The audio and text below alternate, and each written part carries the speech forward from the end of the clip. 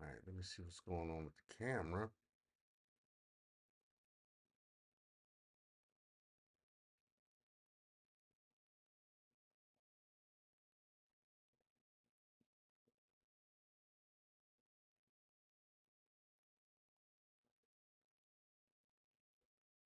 Let's see when the camera good.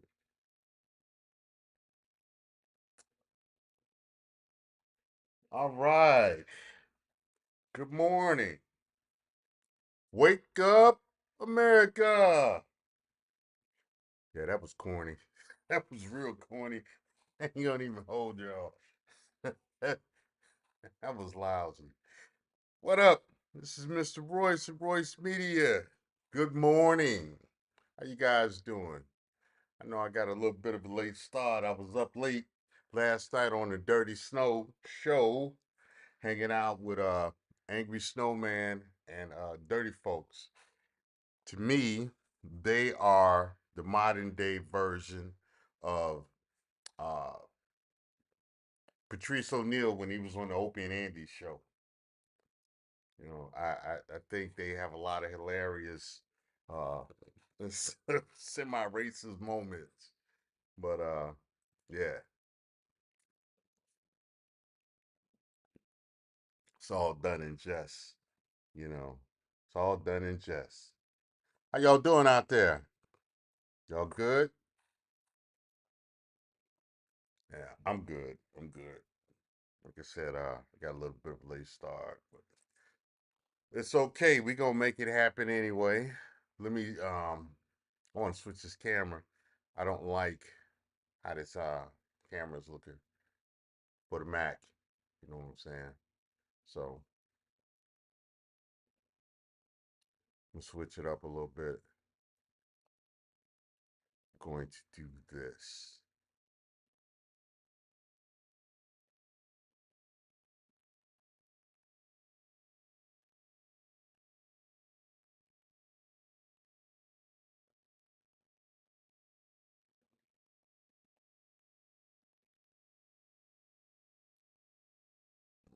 Okay. It's on the camera I want. Let me tilt it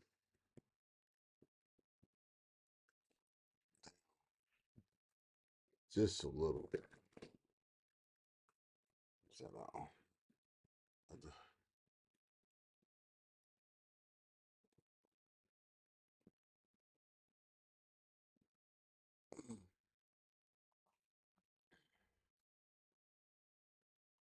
yeah.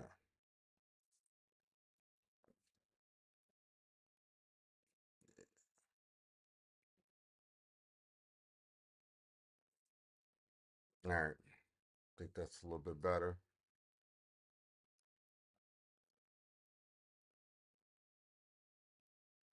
I don't know. What do y'all think as far as the camera angle?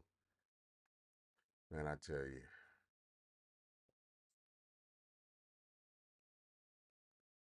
sometimes dealing with this Mac is more than an ocean.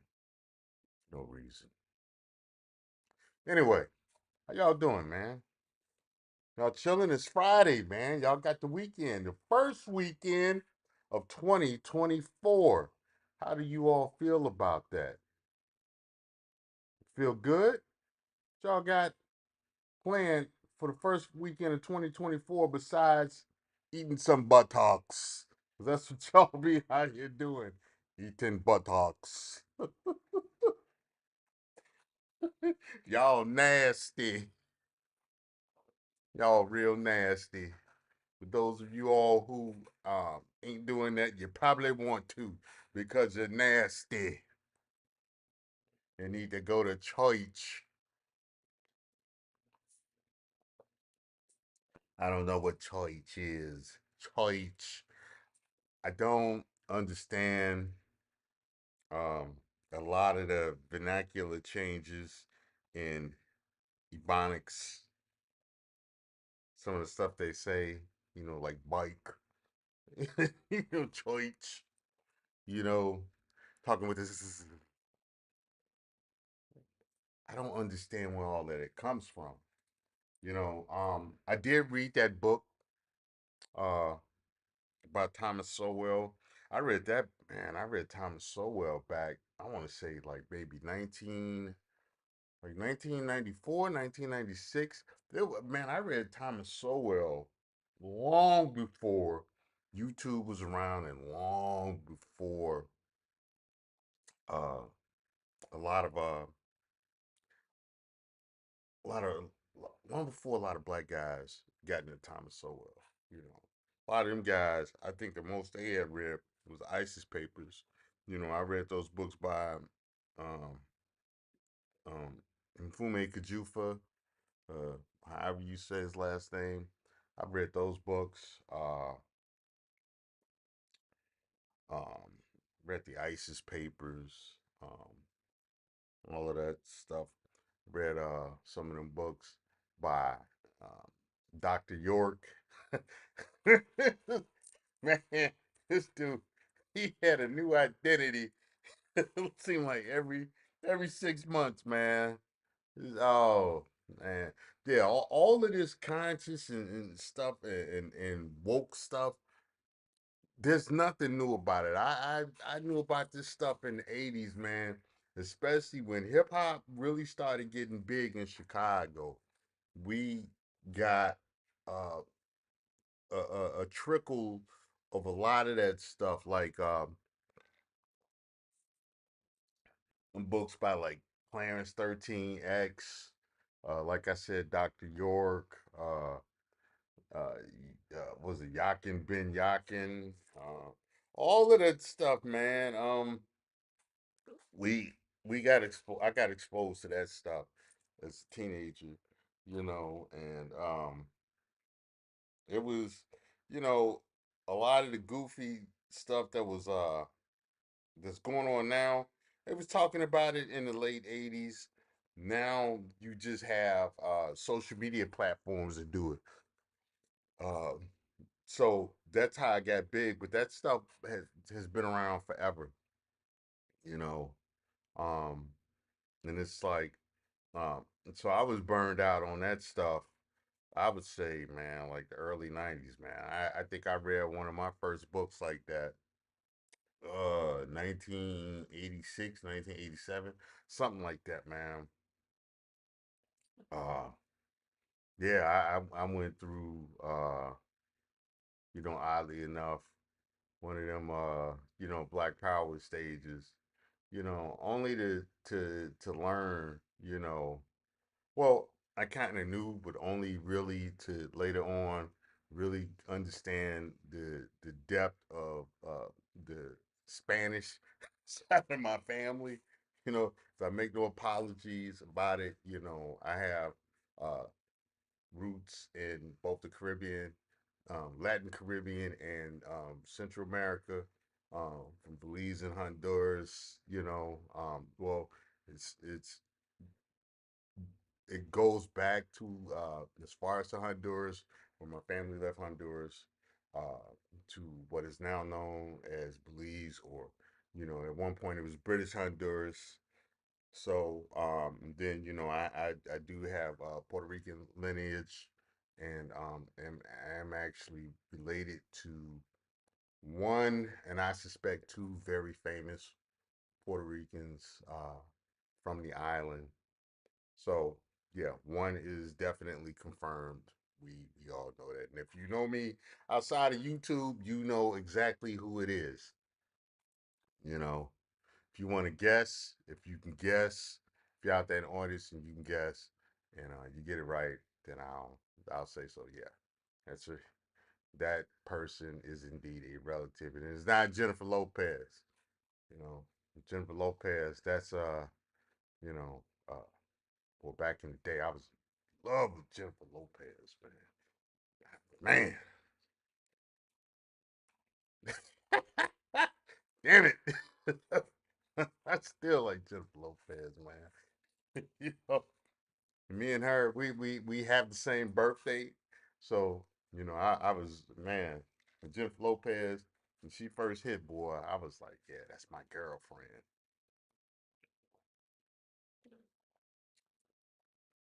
Yeah, yeah. So yeah, Mr. Royce is a Jennifer Lopez fan.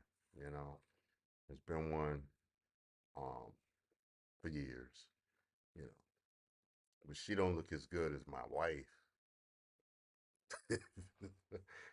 Yeah, baby, I love you, and I know you're watching this. Um, so yeah, uh, you look better than Jennifer Lopez. You are better than Jennifer Lopez. But if you left me tomorrow, Jennifer Lopez is gonna be my woman. You already know that. So I'm going to get Jennifer Lopez. If you ever decide, I'm tired of your punk ass, I'm going to get Jennifer Lopez. She ain't gonna be married to that athlete dude. Well, I see the look on his face. He be getting the fuck on his nerves. Woo. Uh, yeah, man. So anyway, um, as usual, there's a lot going on in the land of the YouTubians, and we're gonna talk about that today. Let me close my office door.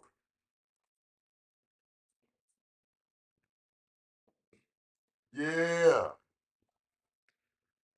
we're gonna talk about um, we're gonna talk about the king of YouTubians today, Dr. Umar, the greatest black white supremacist out there in these YouTube streets. Yes, he is the greatest white supremacist on these YouTube streets. This is my opinion, Dr. Umar. This is my opinion of Dr. Umar. He's a white supremacist. You know. Business Talk with K. What up, man? Akron Zippy. What up, man? How y'all doing today? Glad that you all could join the Royce Babble Show. Glad you all could join. We're going to be talking about, uh, you know, the king of the YouTubians, the Mr. Umarian himself, Dr. Umar. We're going to be talking about that guy. You know, yeah. Salute to you too, Akron Zippy. Business Talk with K. Um, I believe he has a channel where he does content. So check him out if you hadn't already subscribed. And you know, he's a good brother. I actually um came into contact with K through my boy G Dizzle. That's one of my boys. We go way back to 2002 basic training, So yeah, yeah. So getting back to what I was saying about Umar Johnson is one of the greatest white supremacists that we have in modern times. I think even more. I think he is greater than what they accuse Jared Taylor of being. And I say that um, because Dr. Umar, um, he says a lot of stuff about um, the idea of white supremacy and about white people that makes it seem as if white people are inherently better than black people. Now, on an individual basis, you have people that are better than other people. You know, that's just is what it is. You're gonna have some people that are more productive, that are more benevolent, that are more, um, they're doing more of the work. They have more of the attributes, more talent, different things like that. But to attribute the accomplishments of some people to blanketly attribute those attributes to an entire race, that's problematic. And you know, a lot of claims that Dr. Umar makes are, to me, it's it reeks of white people are better than us. White people are better than us. And you know, this is what he's teaching. You know, it's Sir Tice, what up, man? Oh man, I got some OGs in the house today. Yeah. Yeah, I got some OGs in the house, man. Yeah, I feel honored, man. I feel honored. Yeah. Sir Tice has been around for years. I've been, coming across Sir Tice in these YouTube streets for years. And he's a cool brother, man. Me and him, we agree on a lot of the same stuff. In fact, Sir Tice, he'll sometimes he'll pop up on panels or he'll get in the comments and he'll say stuff. I'll be like, man, that's I would have said that. I would have said that first. I should have said that first. Yeah, but Sir Tice, he good people, man. Yeah, yeah. Jawanza Kunjufu, that's who I read those books I was talking about earlier. The books that I read like in the late 80s. I think I read Kawanza Kunjufu's book um about black boys. Man, I think I read that book when I was like 10 or 11 years old. That's the first time I saw one of those books. Actually, yeah, the first time I saw uh books like that was man, I would say early 80s. And this is how I remember I read that book because if you are from Chicago and you know who the Born Losers are, they used to have a motorcycle club over by Menard and Madison. And in fact, there was a restaurant that used to sell Vienna products, and man, they used to have these Euro sandwiches. It's Euro, not gyro. Gyro, gyro is the niggified way of saying Euro. But they used to have these Euro sandwiches that were the best. It was the best sandwich in the world when I was that age. In fact, I would love to have a Euro sandwich like that now. Oh my God. But I remember I actually got one of those books in this restaurant that sold that stuff. And I read that I was like 10 years old. So yeah, man. So um yeah. And without a doubt, Dr. Umar has used a lot of those talking points. That is true. Um, you know, he's used talking points from the ISIS papers, different things like that. And that's the thing with information. I'm not gonna hold him for using the information of others. That's just human nature. I mean, if you know, if you understand, like I understand, even on YouTube, um, and in social media, uh, information um, and sayings,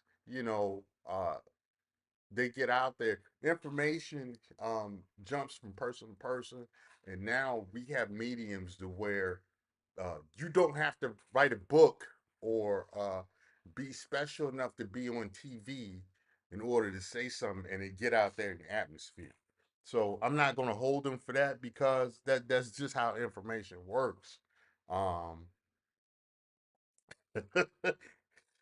So yeah, it's Euro, man. It's Euro instead of gyro, But gyro, saying gyro is funny, like especially when you say these bitches out here eating too much gyro meat and it's throwing their pH off. That's funny. That's funny, man. You know, um, that's funny. But yeah, getting back to Dr. Umar, he's saying a lot of stuff. Um, you know, it that ultimately it makes it seems as if he thinks white people are better. He's been going on a tear, and we're going to look at some of the stuff he's been saying. And my issue with Dr. Umar is that a lot of the stuff that he says about the plight of um, black boys in the school system in the U.S., it is correct. Um, what he says about, him being a Pan Africanist, okay, all right, that's what you do. It's not the first time I've run into a Pan Africanist. It is what it is. They have their ideas. You know, I have my ideas, and we see things differently, but I respect it. I'm but some of the stuff he says about you know um black relationships, black wealth, uh you know um the pandering to black American women. It's like, yeah, whatever, dude. Stuff he says about white people, it's goofy. You know, yeah, it's stuff I don't agree with. And shout out to Sir Tice with the Cash App.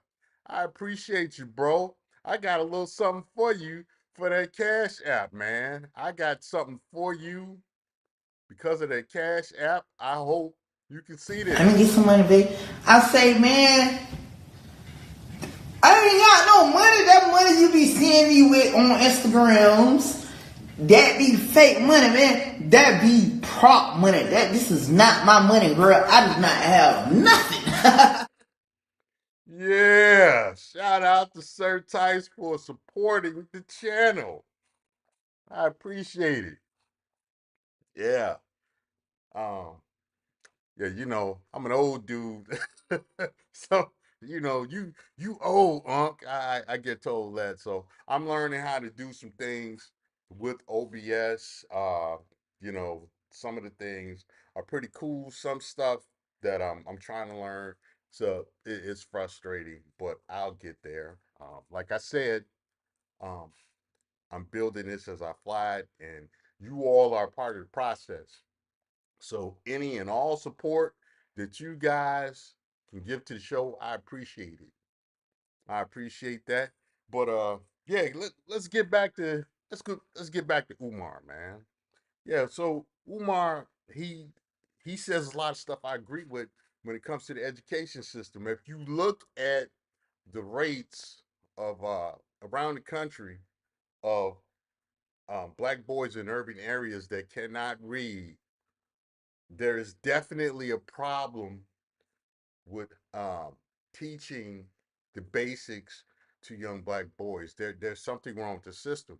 One of the things that I think that is wrong with the system is you they're raised by primarily women, and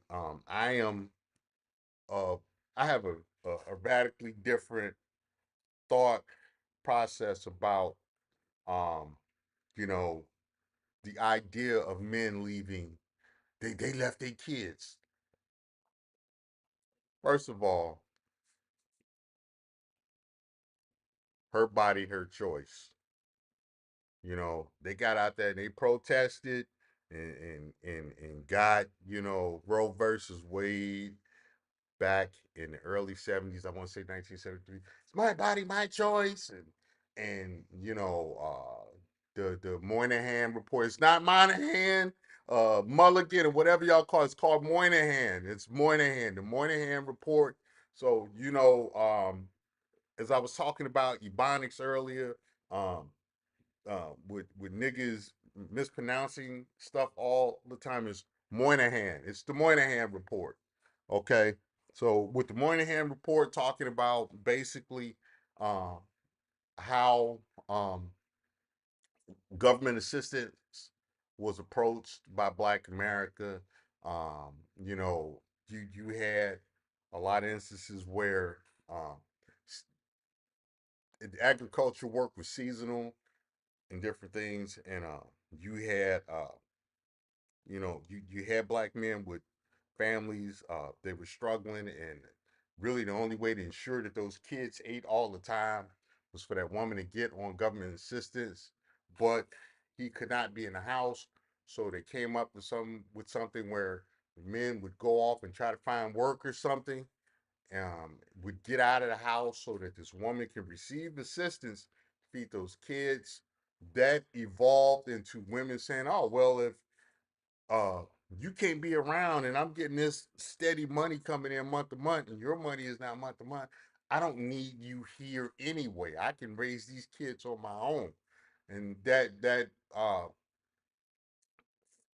went on to evolve to, I don't need a man anyway other than for his sperm. So these kids became it went from a situation of people, of women, and men having families that they were struggling to get help with, to a situation where women were intentionally having kids because the government incentivized having kids to you know um to now you have a situation where these women aren't being left to begin with.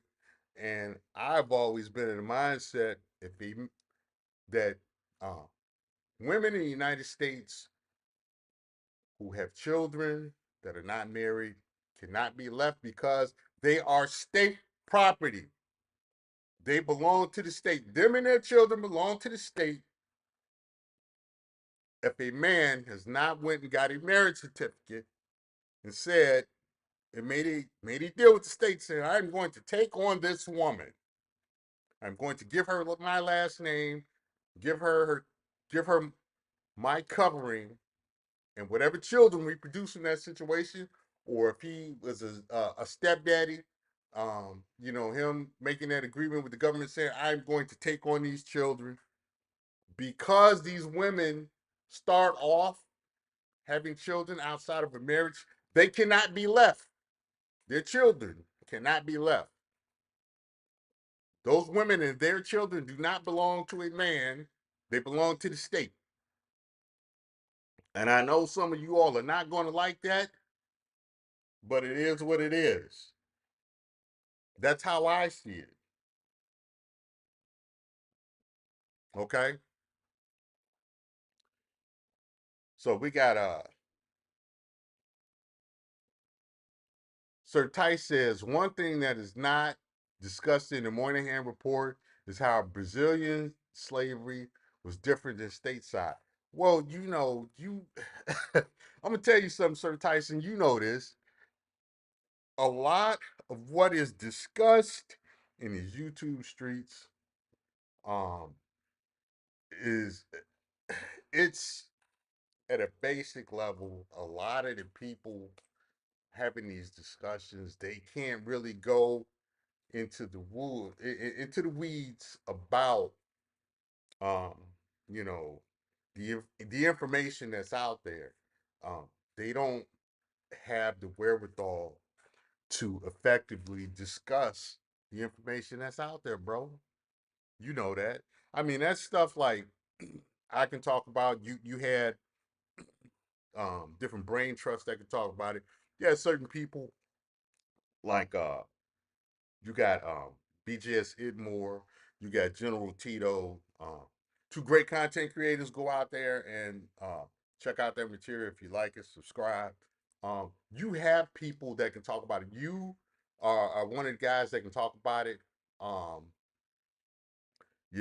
I can talk about some of the stuff, um, but most of the people can't talk about the uh, the information that's out there. You have a lot of people that they and they will admit they haven't read books like they haven't read the Black Codes. They haven't read Daughters of the Trade.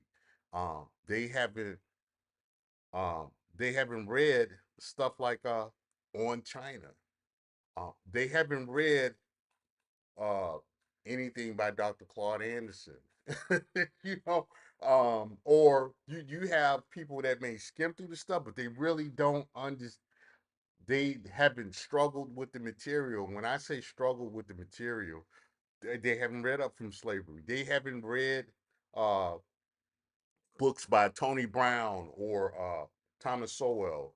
Um, they, uh, yeah. See, Sir Tyson's one of them guys, man. He's read that stuff, man. He's out there. He knows what it is, you know. Um, because Sir Tice has sent me a cash app, I'm going to do this for Sir Tice, you know.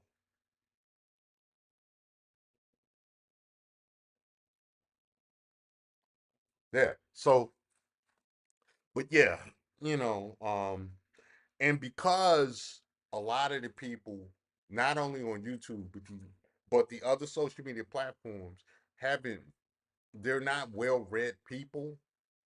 Um, People like Dr. Umar, who are more well read than them, he can take the material that he has studied over the years and he can put it out there as these are ideas of his own, and it sounds great. That you know, it can make him sound like, you know, an amazing genius. He's like a cult leader, you know. He's really like a cult leader. Um, it's a masterful hustle. To me, he took over. Uh, he took over actually what Malachi York was doing. You know, and he really he took the top spot. You know, for a while it was Brother Polite, but Brother Polite couldn't keep his hands off young Latin girls. You know, he liked them real young things. You know, he's on some R. Kelly shit. So, you know, now he got to sit in the clink. But Dr. Umar has pretty much, um, he has pretty much taken over that spot, and he regurgitates a lot of material from um, these writings in the past, and he puts it forth um, as a vehicle for his hustle. So Um, yeah, yeah. Um, so getting back to Dr. Umar uh, being a white supremacist, uh, he it's almost to me as if he is a agent of white supremacy who is working to keep Americans, U.S. citizens apart. And the funny thing is that he's about all of this black stuff, blackity black. You know, I'm black, y'all. I'm black, y'all. I'm blackity black, y'all. You know, that's a fact, y'all. He's all about that. Um, but he doesn't go to places like Jamaica, Brazil, uh, West Africa. You know, he hasn't taken up residence in these places. He's trying to make he's trying to get blacks in the United States to become a separate entity, which is never going to work. Number one, it's not going to work because it's you've seen black cities, you've seen black suburbs and cities and neighborhoods. You know, eh, you know, and the thing about it is, it's easier said than done. You know, um, you yeah, that's a whole nother show. That's a whole nother show. Yeah. Um, that's a whole nother show. But yeah, well, a lot of stuff he says it makes it seems like whites are whiteness is a superiority thing.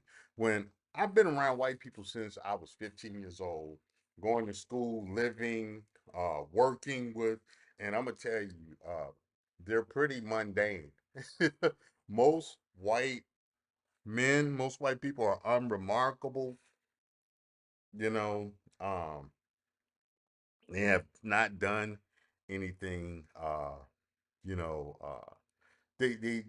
I will agree that right now they're living off the work of whites in the past. They're receiving the vibrations of uh white effort in the past, and the thing about it is, um the way that this country um is going, and really, if you left the country alone, for all the forces that wanted to control the U.S., if they left the country alone, Americans would all be people of multi genetic descent, because you're going to have a natural admixture. You know, you're going to have a lot. Basically, our the U.S. would become uh, what the Dominican Republic and Puerto Rico is. You're going to have people with all kinds of looks. You're going to have a country of Creoles, basically, because that's what Dominicans, Puerto Ricans, people from Louisiana, and really that first group of Black Americans to kind of rise to prominence. Um, they are a type of Creole. Creole simply means a combination of European, African, and Native American at some degree. That's what they are. These people are technically all Creole. When black people hear Creole, when Black Americans hear Creole, they only think people from Louisiana. you know, they only think people from Louisiana, because they don't understand the definition of what a Creole is. You know, these are just simply people who have a culture, and you know, to some extent, a genetic identity of uh, African, European, and Native American. That's all it is, you know. Um, so that's what you have. Everybody be Puerto Ricans and Dominicans and Cape Verdeans, and you know, it would be groups like that, Brazilians and all of that stuff. They would be the people that a lot of Black American women secretly want to be. you know, the the people that they don't like, because they secretly want to be. Yeah, I said it. I said it. I put it out there. They'll get mad. I said it, but it is what it is. That's right. Here we go. Yeah, I said some shit. What? Man, fuck you and your bone spurs. That's right. I said it. I said it. You know. Yeah, man. So, but that's what we're dealing with, gentlemen. That's what's out here. Um, that's really what a lot of this stuff, like colorism, featureism, and stuff. They want to be Creoles, which I don't have a problem with. I think I think U.S. citizens should. I think Americans, and when I say Americans, I mean North America, South America, Canada, Mexico, and the Caribbean. Everything within the realm of America, I think the DNA should be mixed until where everybody is indistinguishable. Anyway, Dr. Umar does not want that. Dr. Umar is an agent of white supremacy, and that he wants that separation. And, you know, this is, and it's his way of making money.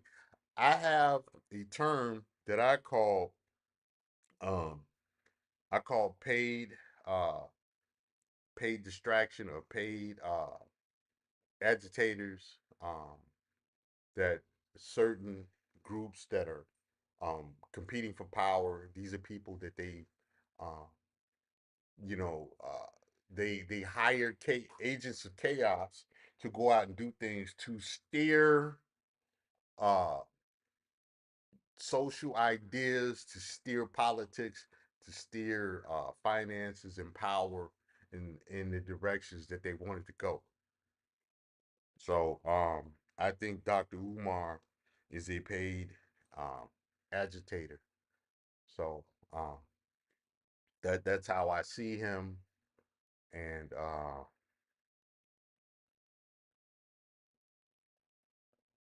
you know that's this is why I I myself am diametrically opposed to most of what he says. You know, so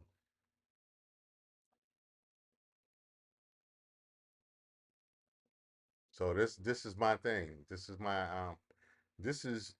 opposition. One of my areas of opposition to Dr. Umar.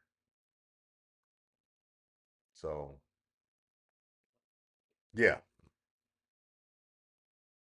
So anyway,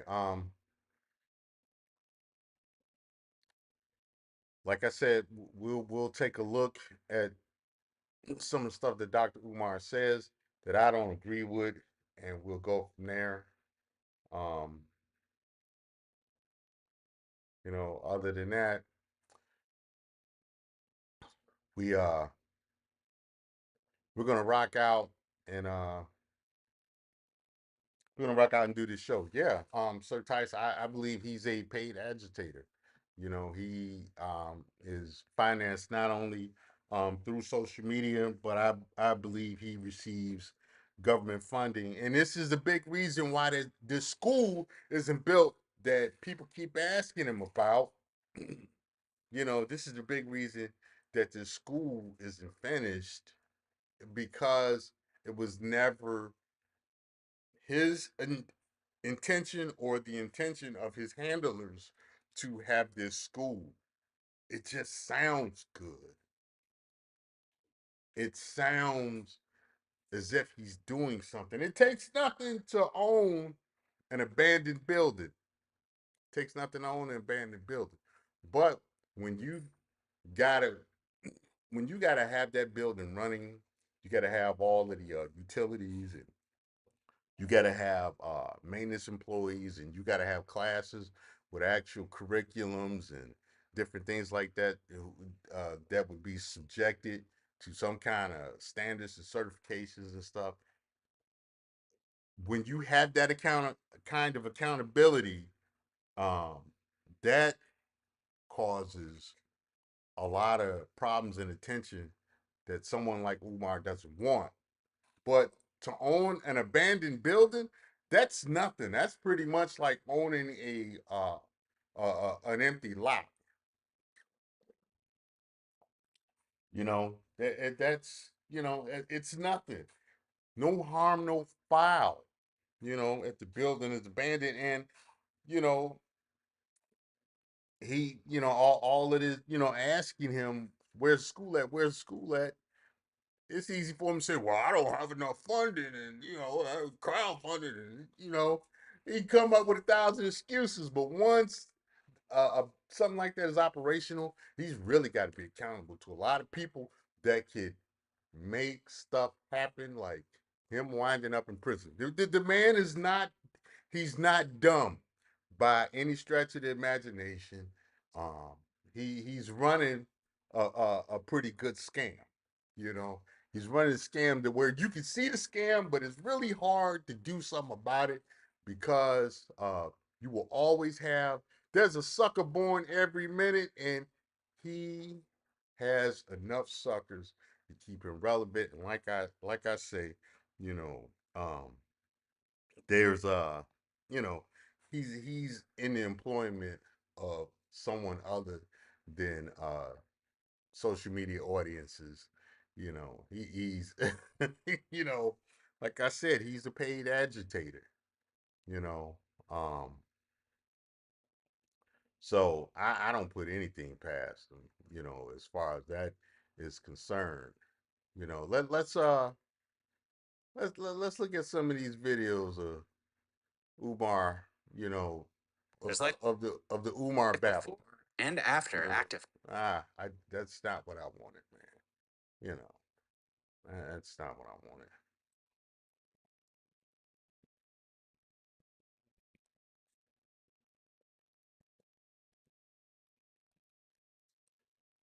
Yeah,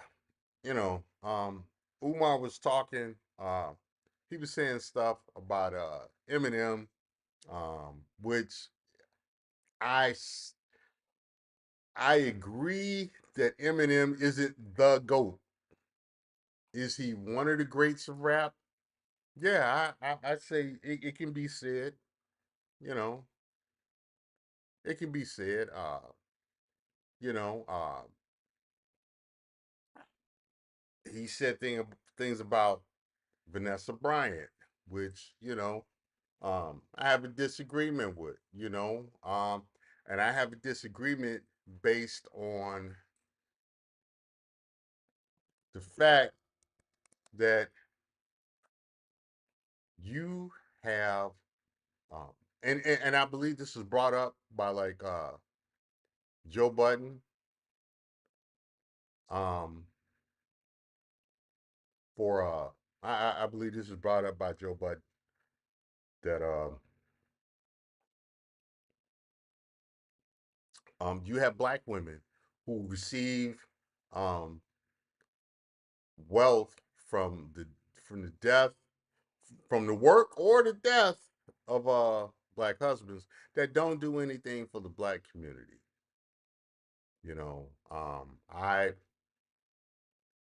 I definitely. Kobe Bryant. Let me ask you. Kobe Bryant. Ask you a question. Rest in peace. Hold on. I had to pull this video up so that you guys can see this, so that we can discuss this. So give me a few seconds. Like I said, I'm building it as I fly it. You know. So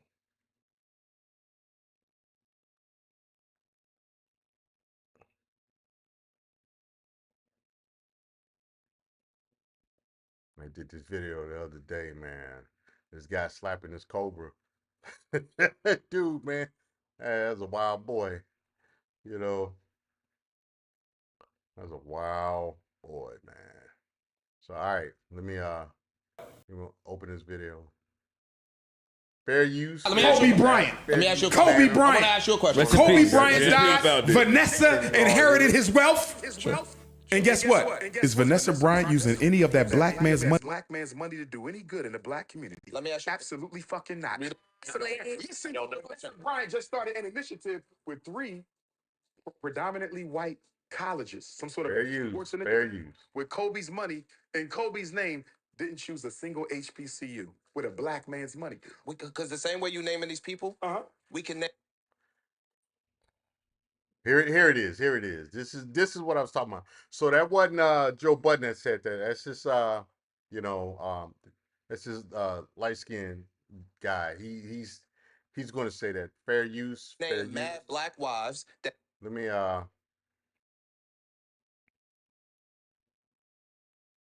let me get back to my show, and we'll let her money to do any good in the black community. Let me ask you. Absolutely fucking not.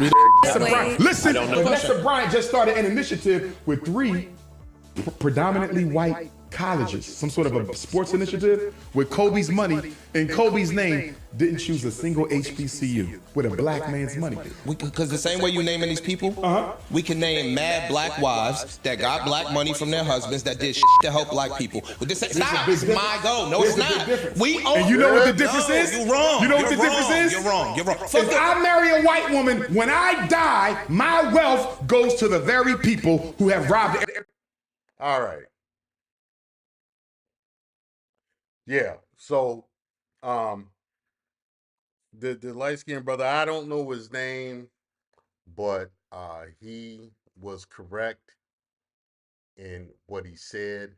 The name of that podcast was Marka M, I believe. Marka N. Uh, so go check that out. That's the last time I'll grab a short like that. I'll just go straight to the video. But that guy was right. You see Black American women get money from time to time from the death of a black male that they are domestically attached to, be it a husband, a baby daddy, son, brother, something like that. Some in some capacity, you'll see that due to the death of that man, that this woman um, receives funds some kind of way, be it an inheritance of wealth or life insurance policy, um, restitutions from a lawsuit, from a civil lawsuit, some way, and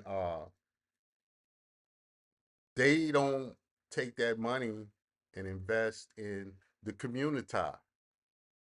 You don't see it. You don't see it because if you did see it, they'd have it on the news because of Black Girl Magic. If they did it, it would be shown.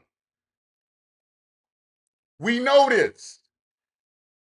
Every time Oprah does something, they got it on the news. Every time a black girl does something, every time a black American woman does something, it's on the news and it's yay!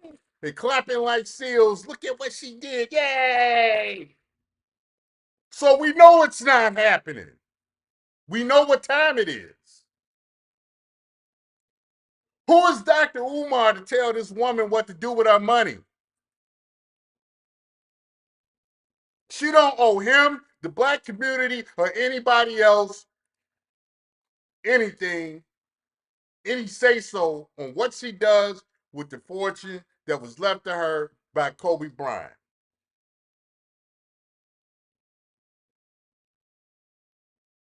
This is one of the issues that I have with Dr. Umar.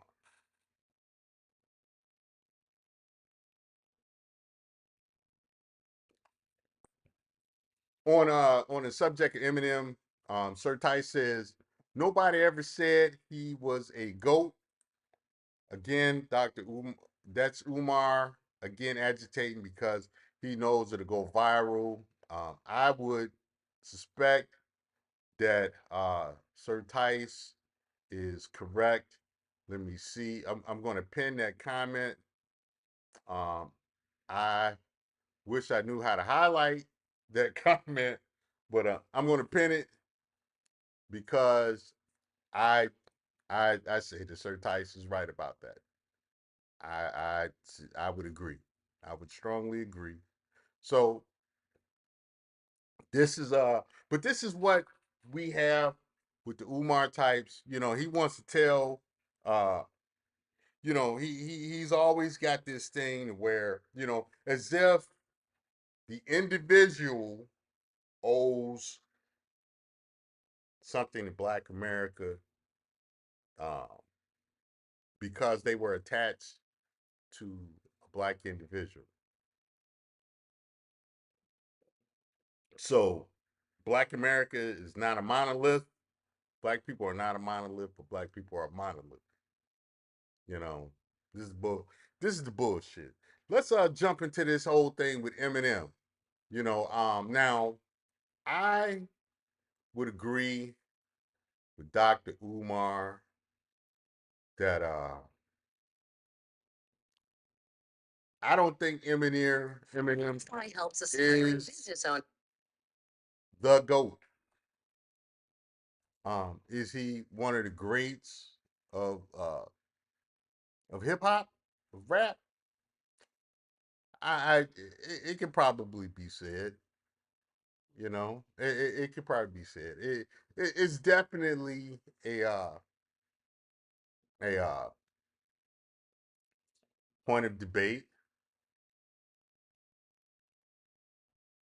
it's definitely something that can be discussed. Um, he's definitely has some contributions to hip hop that can definitely be examined and discussed. Um, I never, I was never big on Eminem, and that's not that I don't like uh, white American rappers or anything like that. Eminem was just never really Is I want to one of the he was the never really reason one of the guys that I really spent a lot of time listening to. You know, and that's not to say he didn't have the talent and he didn't say some slick stuff. I mean, yeah, he did. I was just never big on Eminem personally. I'm going live tonight is I want All to right, address the let's look at this video of Umar bumping his gums about Eminem. Neanderthal nation. I'm going live tonight. I want to address the Neanderthal nation. Oh, yes, I do. All right, so yeah, he started the video and immediately chose violence.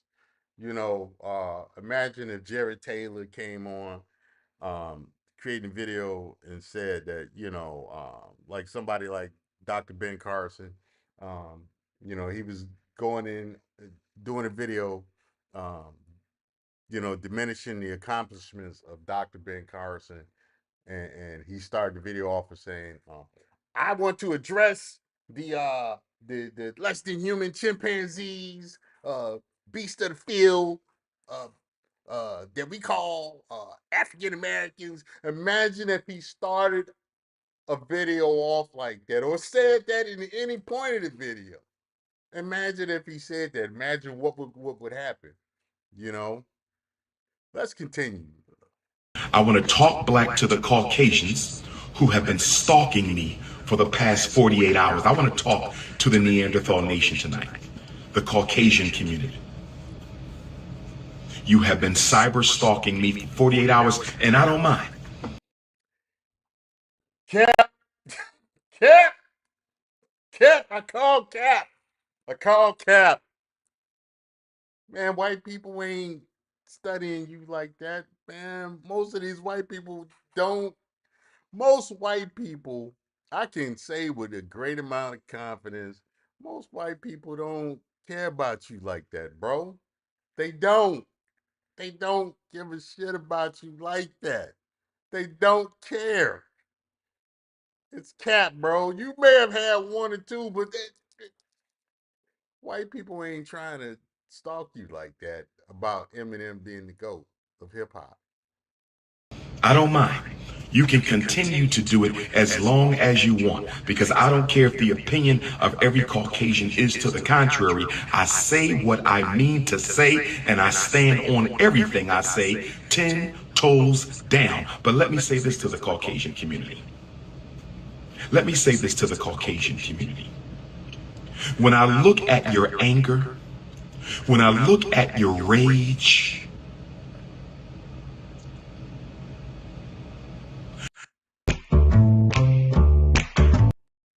All right. I I think I've had enough of Dr. Umar on that particular video. Um, I can't stand this dude.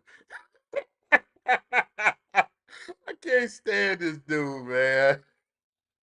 Oh my goodness. I can't stand this dude, man.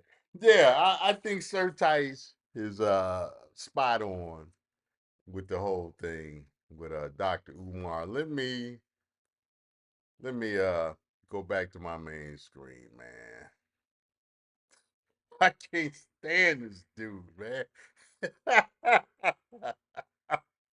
Oh my goodness. Hey man, this dude, yeah, he get on my nerves, man. I can't stand him.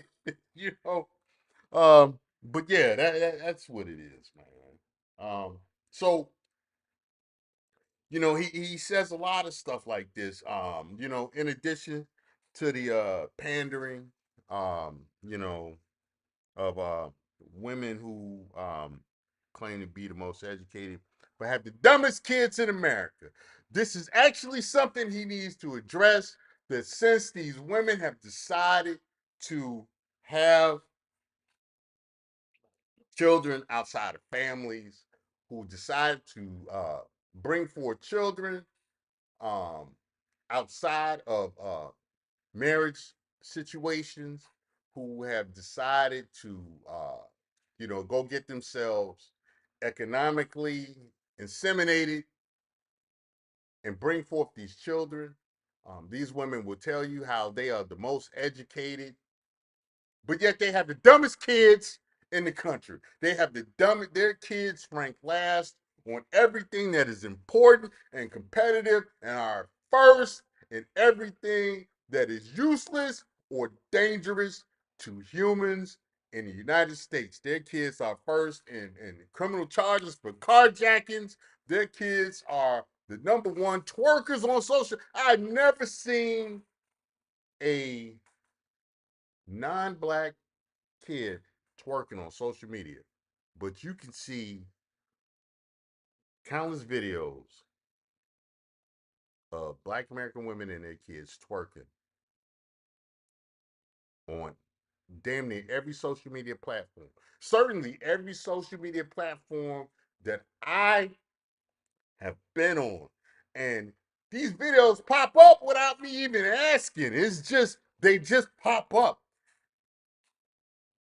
And I have to click, not interested on these videos to try to get them out of my algorithm, and yet they still show up.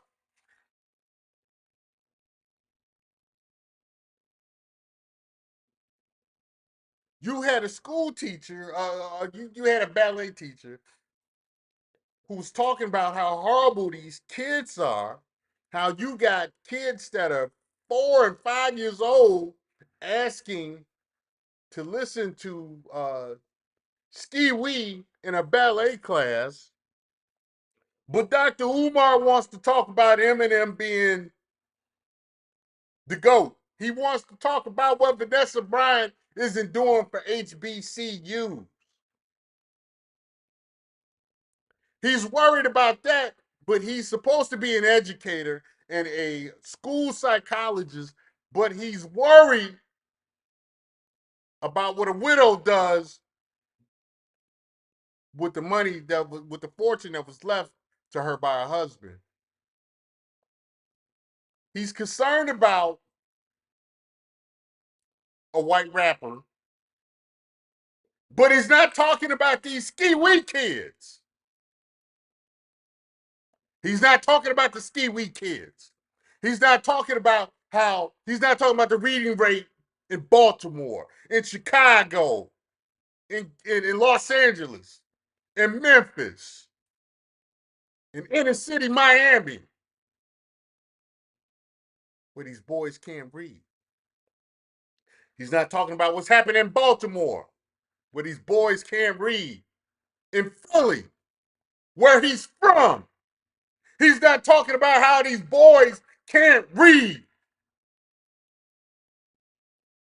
These boys that are raised by the most educated. The most educated has the dumbest kids. He's an educator not talking about that. He wants to talk about Eminem being the GOAT in rap. This is that bullshit. It's one of the biggest reasons I don't like this dude.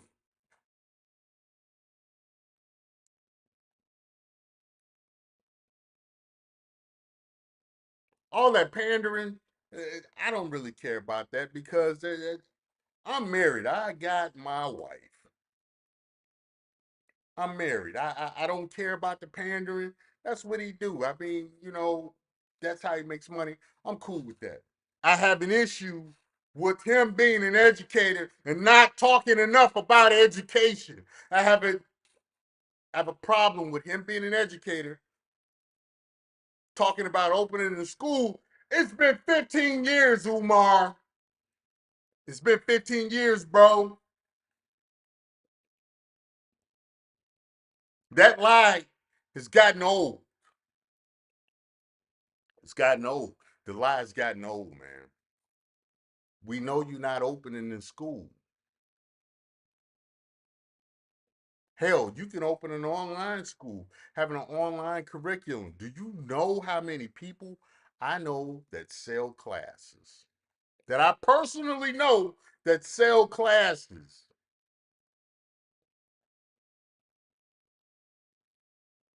I know what kind of resources that are out there for people to homeschool their kids. If you were so concerned about having a Pan African centric education for these kids, you start some online courses. That's the easiest thing to do. You don't need to open a school for that. And this is one of several reasons why I don't like this guy, because I know he's full of shit. I've been knowing he's, as soon as I saw him pop up on that Tariq Nasheed video, I said, man, something ain't right about this guy. What he talks, it sounds good, but I have a nose for BS.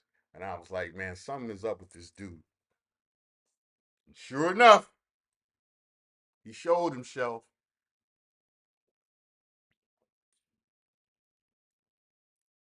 He talks about non-blacks, and then he goes over to the Dominican Republic. What up, Deacon Dave? What up? He goes over to the Dominican Republic, and he calls the Dominicans, uh, African and stuff. Which, hey, okay, all right, you know, Dominicans do. There are Dominicans that do have sub-Saharan African DNA. Um, I have some distant relatives over in the Dominican Republic. As I've told you guys before, I have relatives in Honduras, Belize, and Puerto Rico. You know, um, so and I obviously have sub-Saharan African DNA. I also have um, Southern European DNA. I have Native American DNA because of who I've descended from. But the thing is that those people, black is a colonial identity that came from the English and the French. It has its legacy uh, primarily with the British Empire, and it is used to identify people who primarily speak English and who have sub-Saharan African DNA. That's what black is, you know. And then shout out to my man Dirty Folks. Uh they that the name is changed every 20 years or so. They've been, black Americans have been Negroes, have been African Americans, have been black Americans, and then you have the other classifications that have been used historically. But and it was, you know, I say it is an effort. The term African American, which uh, I'll get into later, but let me keep my stream of thought right now. This is why I don't like Dr. Umar, though. I don't like Dr. Umar because um, he doesn't focus on education. I mean, yeah, family is important, but he's also dealing with a population who is ran primarily by a gender who doesn't believe that the male is a part of the family. And so, therefore, you have to make do and focus on how to make the most of the situation that they have volunteered themselves for. And he doesn't focus on that.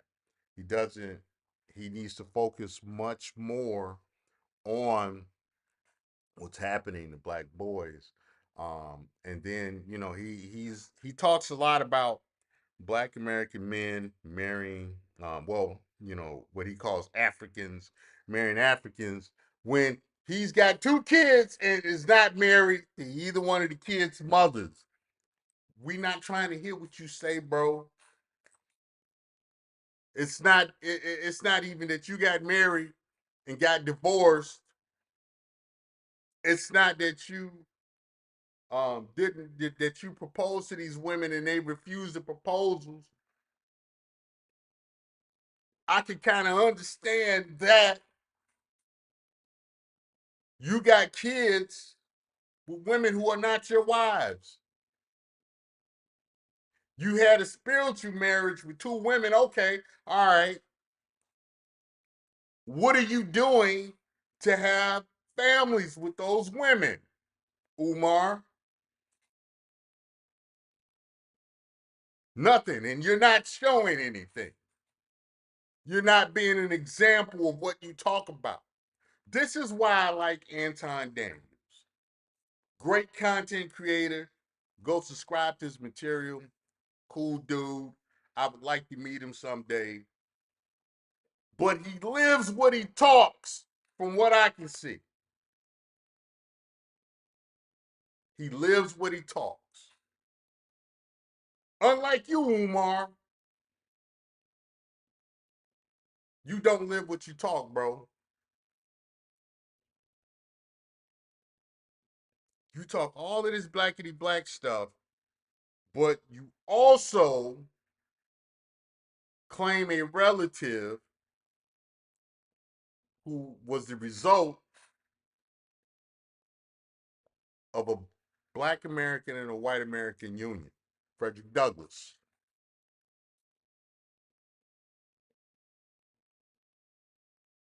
But you talk all this Pan African stuff. Yet you attribute you've attached yourself to the claims of having a famous mixed race relative.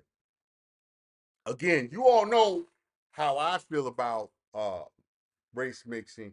I feel that Americans should mix their DNA till they are indistinguishable, and that everybody got a tan, everybody looks like they're from the Dominican Republic or Puerto Rico. I am very forward with that thinking, and if you don't agree with it, cool. I mean, everybody has their thing, but I am a advocate of admixture. Not making people do it, but I would like to see it. I don't think this whole racial homogeny, I don't think it works for the U.S. You want to be racially homogenous, go to some place where where it's already done. you know, you want to be you're Black American, you want to be a Pan African, take your ass to Africa. They have um, repatriation programs, you know, uh, so forth and so on. You got these white nationalists that they want a white country. Take your ass back to Europe. Go to Germany, go to the Norwegia, go to Scandinavia, you got plenty of places where you have a white majority. If you are that hardcore about being you know super white, you know that same thing for any of these groups. The U.S. is not the place for it. It's not in the cards. You're fighting against destiny, and destiny is that um, U.S. citizens are going to racially mix. It is what it is. They may look like me. They may look like the sister behind me. They may look like the sister behind her. All my sisters all have a look where you know they look like various versions of Dominicans. you know they do. I got one sister, man. She when she was young, she had the Ice Spice look. I got one sister that looked like Amara La Negra. They all got that look. They because my parents, you know, they, they all got different looks, but they all, they all look exotic to some degree. you know, so um, and I think even my little brother, look like Chris Brown. you know, they about the same height. My little brother was young. He looked like a combination of Chris Brown and Snoop Dogg. He was hell on them girls out there. My little brother was no joke. He was coming through, Mr. Steal Your Girl. That was him. Yeah. So, but yeah, man. Getting back to Umar. This is why I don't like Umar. If Umar just simply talked about um, you know, fixing the education system, if he simply addressed the education system and why is it that it is black boys in particular who are performing dead last in these schools, I'd agree with him. I agree with a lot of the points that he talks about with the issues with black boys in school. You know, um, and if he stuck to that, I wouldn't have much smoke with Umar. But Umar steps outside of, he steps outside of his um, professional knowledge base, and he starts talking about stuff that doesn't make sense for him to talk about, and is a waste of time for him to talk about. Dude, Umar, Eminem is not your problem. Vanessa Bryant is not your problem. They're not your problem. Black couples aren't your problem.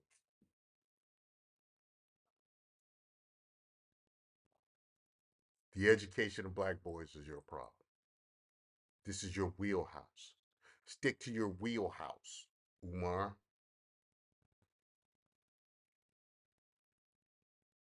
Stick to your wheelhouse, bro. Back off the other stuff because you don't need to talk about that. And if you see this video and you decide to respond, which you probably won't, but if you talk about giving me lashes, understand this. I am a highly trained veteran. Um, I am a 29-year police department retiree who spent a long time in special operations. You don't want what I have for you. Trust me. You don't want no smoke with me. You don't want it with me. Like I said, you probably won't address this video, which, and if you do, cool. You talk about give me some lashes, you got another thing coming. Not only the other stuff I mentioned, I've been doing martial arts since I was 15. I am a five-time kickboxing champion, continental and intercontinental. Uh, I am a former Golden Gloves champion. I can give it to you however you want it. All you're gonna do is talk. And if you gonna talk, keep it to yourself, bro. Keep it to yourself. I'm not the guy you want that real smoke with. Trust me. We're gonna leave it at that. We're gonna leave it at that. With that being said, Deacon Dave, what you got on it, man? Hey, what I gotta do is I gotta get Zoom set up so I can start taking calls and doing panels and stuff like that. I gotta get Zoom or Blog Talk or something, which I'll look into today. But I've been spending a lot of time just trying to figure out how to configure this show, because I want to bring you guys a quality show, a quality morning show that not only that you guys look forward to listening to, but you would share with people and I can grow this show. Um, one, I like Babble. Two, I'd like to make some money someday off of Babbler. I don't think anything's wrong with that. I'm a capitalist. You know, so I mean, I know some of you guys. You know, there may be a few of you who like, socialism. I think socialism is great when it comes to uh, infrastructure and public safety. Other than that, I think it's kind of useless. you know, and you know what? Yeah, taking care of the babies. Yeah, okay. I I, I can deal with that because I don't want to see the kids starve. I just don't like the fact that the women hide behind that. They hide behind kids so they won't be hungry and homeless. I have an issue with that, especially because they want equal rights and stuff, but then they'll sit up and you know hide behind um, the U.S. Society's benevolence for children. You know, and then to tell you, they should have the right to abort kids. You know, That's why I am for women registering for selective service in the draft. You ain't finna vote. You ain't finna keep voting just because. You're gonna have to put some skin in the game, ladies. That's how I see it, you know. And for the women who have already served, to my sisters in arms, I got no smoke for you. You've earned your right to have your say. You gave some of you even gave all. I got no smoke with female veterans. Salute to you all. But these chicks that ain't done nothing but have babies, nah, you, you're gonna have to sign up for select service too. Um, you know, you're gonna have to give up something. As far as service and taxes, you're gonna have to give up something. You know, and something outside of what you usually give up, which is your votes and you know that box. We don't care about that. You're gonna pay your taxes. You're gonna sign up for selective service in the draft. So if the country needs you to serve, that's what you're gonna do. But that's a whole nother subject. Anyway, what else y'all want to talk about, man? What else y'all want to talk about, man? I'm gonna run this babble for a little bit longer. Y'all can hear me babble and rant, go off, what have you. We're gonna talk. As I've said numerous times, this show is driven by the comment section in the chats. So whatever y'all want me to talk about, if it's something I can talk about, I will. If it's something I'm knowledgeable about or I have an opinion about, I will talk about it. You know. So yeah.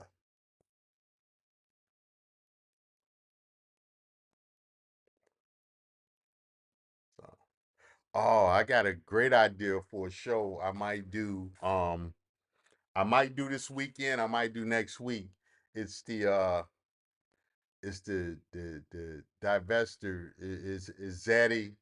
It's the Zaddy divester grift. you know, and it's something I have talked about in the comment sections for years. I used to be, like I said, I did 20 years military. I did 29 years police work.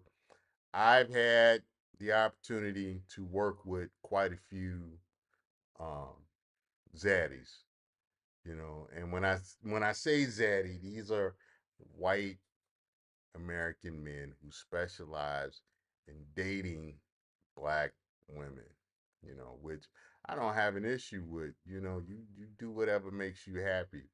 You do whatever um you do whatever you feel. Just my thing has always been make sure it's legal, make sure it's with consenting adults, and make sure you are ready and prepared to deal with the consequences of your actions, whatever that is. You know, everything comes with a cost, and uh, and everything has there's a level of realism that has to be addressed in any decision that you make, you know. And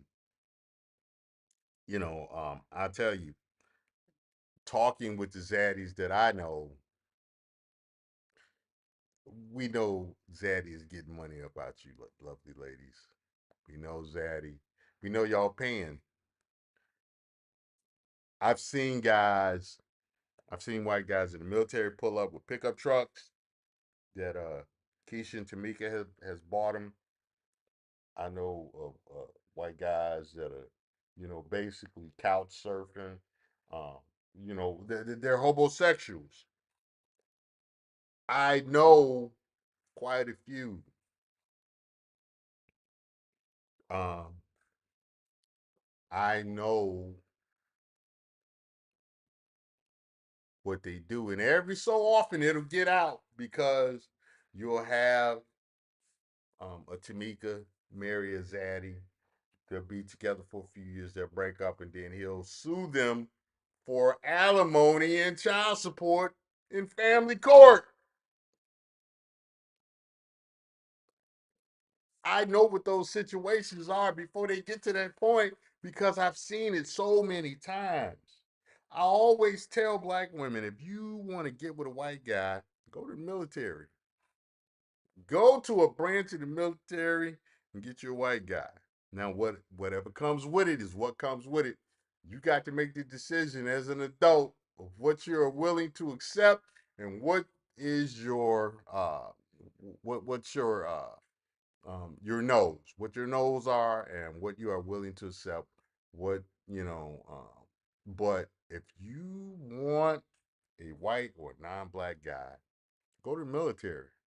I tell black women that all the time. Young ones anyway. Those who are of military age. Um, you know, I used to work with police officers, white guy police officers. They kept a black side chick. They kept a black girlfriend. A lot of them kept a black girlfriend. A lot of them kept a black side chick. A lot of them was smashing black women.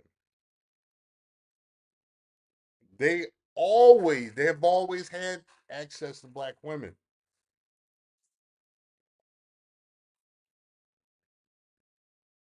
But the few that do marry you, most of the time, y'all got to pay for that marriage. It is what it is. I've got no issue with it. Doesn't bother me. You do what you got to do.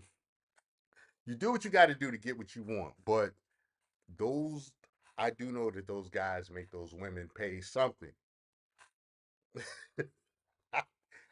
I know they talk to me. I talk to them. Y'all got to understand something about me. Even um, when I was young and I was single, I was considered the plug if you wanted a girlfriend that was not the same race as you. All of them guys back in the day that was talking that pro-black stuff out of one side of their mouth would come to me looking for non-black girls because I had access to a wide range of women, from DJing and being involved with the rap scene, the local rap scene, um, you know, um, having a connection with the Latin community, you know, um, having went to school with you know, women of different races and having a rapport and charisma. I was the plug. you know, and for some reason, I mean, I apparently still carry that energy because I know white guys that they come to me looking for black women. I got a buddy right now from the military. I've been knowing my buddy Huggy. I've been knowing Huggy for whoo, 22 years. And Huggy always say, "Hey man, when you gonna hook me up? When you gonna hook me up with a black girl?" You know, that's how Huggy talk, man. Huggy cool people, man. But Huggy is a white guy. Um, that he loves black women, and like I said, I got no problem with it. But I also know what you know what comes with those relationships. I am not fooled about interracial relationships. I'm an SYSBM guy, but I'm also very realistic because I've lived that life. I understand that a lot of people on both sides have a lot of misconceptions about how they think things should go. That reality says otherwise, or conflicts with what they think. It is what it is. You know, so but I do know that quite often Tamika pays. you know, because the white guys that they're getting are you know, very average. You know, they make, somewhere between 40, you know, mid 40s to mid 50s income wise. Uh they so the majority of these relationships that black women get into with white men are not high value relationships. You know, she might be the breadwinner in that relationship. I've seen it more often than not. I've seen black women couple up with white felons. I've seen it more than once. Seen them couple up with felons because you know You know, you know what they say in these circles. I've seen. You know, I know for a fact that a lot of these white guys, they may be in the house, and this is something that white women on social media are they're spilling the beans on this. White guys will be in the house and not contribute anything to the you know maintaining what happens in the house other than they go to work, they come home, they sit in front of the couch most of the time with a beer, and that's it. They don't help out with the kids and stuff. That's not uncommon. That's not uncommon. you know and white women are spilling the beans on that. you know the what was that agency in Atlanta, the CDC, uh, a couple of years ago, probably about 3 or 4 years ago, put out a report that Black American men are the most involved fathers um, in the U.S., whether they're with the mother of their children or not, whether they are spouses or they are co-parents, but they actually do the work. Um, and all while that was coming out, like I said, white women is spilling the beans that, all too often, um, white men don't do anything at home. They're not involved with their children. And, unless, you know, one of the kids has some talent playing a sport or something, then, they want to be involved and stuff, which I understand. Hey, I get it. But, vast majority of kids are not that great at sports. They're not going to go to a professional league and make professional money, but they still have to be raised, and you still have to do what you can, while you're home. Now, if you got a man working 16 hours a day to take care of that family, um, he's not going to be home to help women run the house. And this is something you have to watch out for because women will bullshit you, won't tell you that part. This man works 16, 17, 18 hours a day, and he comes home, he leaves, everybody is asleep. He comes home, everybody is asleep. how you gonna spend time with the kids? You know, if y'all got, he's working to make you a stay at home woman. He's literally out there killing himself, physically and mentally with the stress and the strain of working. Who are you to complain that he's not around to help you change diapers? You know, and this is what happens too, on the other side. But getting back to what I was saying, that Emily is spilling the beans on Chad that he don't help around the house, and Tamika finds this out when she moves Chad in, to become, when she pairs up with Chad, So again, I'm pretty familiar with what happens with these relationships. And no relationship is perfect because you're bringing together people who were raised in two different environments with two different mindsets, two different sets of values. Lots of times stuff in there trying to make a family, and so there's going to be conflict. But at the same time, you know, uh, there's some stuff that a lot of people they have misconceptions about, and you know, but getting back to Zaddy, on the finesse, he's finessing the divestors. Zaddy been finessing divestors. That's nothing new. It's not new. Now it's just they're getting on social media because they see there's a bag for it. There's a market. If you look at uh the works of what's that girl, man? The girl that came up with Bridgerton. I often call her a genius, because she tapped into a market where she would have a diehard loyal following. She came up with Bridgerton.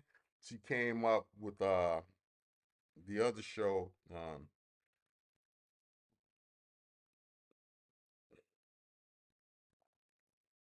gonna find her name right now. It's more than one.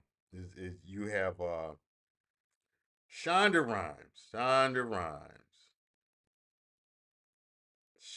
Rhimes, man. Yeah, Shonda Rhimes is a genius. She's a genius. She tapped into the divester. She tapped into the fantasies of the divester because I believe that she herself is a divester. Um, she tapped into their sexual and romantic fantasies, and she created Bridgerton. What is the other show that she created? Uh, um, with the one with the president, he was uh he was clapping the aide in her in the closet. What's the other one? I know she came up with Grey's Anatomy. Um, what is that? Scandal. Yeah, Scandal. They was having scandal parties. This is all the work of Shonda Rhimes, and Shonda Rhimes is a genius, dog. She is a genius. She has tapped into the mindset and the desires of the divestor, and she is making a bag off of it. I'm not even mad at her. I'm not even mad at her. She is pimping the system, man. Hey, I'm not I'm not mad at Shonda Rhimes at all. I wish I would have thought of it first. I wish I would have thought of it first. I'm jealous, bitch. I'm jealous. Oh, I'm just joking, but hey man, I wish I'd have thought of it first, man. I'm not mad at it. Get your money, Shonda Rhimes. Hey, um, as you all I don't know if you all noticed, but I don't have an issue with divestors, man. I mean, like Crystal and Kerrison, I poke fun at it, but really I don't have an issue with Crystal and Kerrison. some of the stuff she talked about, I agree with. Same as Candace Owens. I don't trust Candace Owens as far as I can throw her, but I agree with some of a lot of the stuff that she says. I don't have an issue with a certain aspect of divestors, just like I don't, just like I support passport bros. You know, I live an SYSBM lifestyle, so I rock with that, certain aspects of SYSBM, certain aspects. I'm like, hey man, y'all a little too radical. It's, some of them guys are a little too radical for me, man. But yeah, yeah, I but yeah, you know, the reality you have, what Shonda Rhimes is tapping into, but the reality is that situations lots of times wind up like what happened with Aisha Taylor. And if you know who that is, Zaddy, you know, he ran her pockets. Same with Halle Berry. She got her pockets ran. Who's the latest one? The one girl from The Bachelorette. She's getting her pockets ran. You know, Zaddy is using that court to run her pockets. So, like I say, do whatever it is you want to do. I don't care. Understand what the consequences are. Understand what the trade-offs are. Understand what the risks are, and prepare accordingly. So, yeah, man. But yeah, yeah. Um, I didn't ran my mouth enough. So I'm gonna hop off for now. Um, do some stuff. Uh, take care of some other stuff. Get ready for my next shows. Do a little more research and stuff. Try to improve this show every time you guys see it. That's my goal. My goal is to grow this channel to where I could possibly monetize it. So any and all help and support that you guys can give, I would greatly appreciate it. Tell your friends about it. You know, like my man Sir Tice, he dropped something in the bucket today. You know, a couple days ago, the brother, what's his name? Man, he not was it Akron Zippy? It was Akron Zippy or somebody else. They support the channel, but any and all support for the channel, I would greatly appreciate it. Tell your friends, tell them to come over here, even if they, I say stuff they don't agree with. Tell them to come over here and argue. Tell them motherfuckers to come over here and argue. I got a little something for that before I go. If these motherfuckers want to argue, tell them to come over here and do so. Tell them I am for all. I tell them I'm for that smoke, and this is what I got to say. Fuck you, nigga. You think you hard? Wanna talk shit? Pick up the phone, bitch. This the real shit right here. Yeah. So let them know, I got something for them. If they don't agree, they're more than welcome to agree. But if they just gonna come over here and troll, then I got something for that too. And on that note, I'm about to shut the show down, and I'm gonna leave y'all with this. Nigga! All right, this is Mr. Royce J of Royce Media. Like, share, and subscribe. We get on out of here. Peace.